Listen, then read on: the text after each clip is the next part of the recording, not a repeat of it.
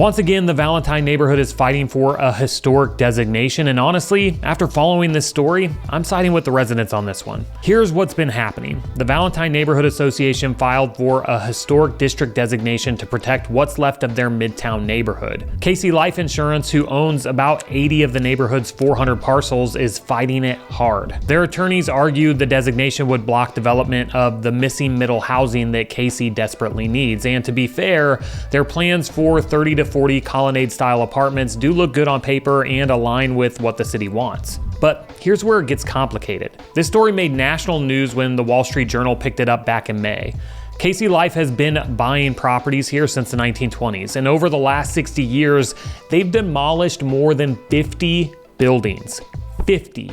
And most of those parcels are still just vacant lots. When they shared their vision plan with the Journal, it was a map with colored roofs showing future development, but there was no index explaining what the colors meant, no timeline, no detailed plans filed with the city. And when CEO Walter Bixby was asked about what residents are saying about the neighborhood's future, he responded by asking, "Are they gonna bring money to the table?" He went as far as saying, "We could be giving everyone Bentleys and purple ponies and they're still not gonna like it." Now, their attorneys are arguing that over 50% of the property owners oppose the historic designation and that it would prevent development that aligns with the city's comprehensive plan.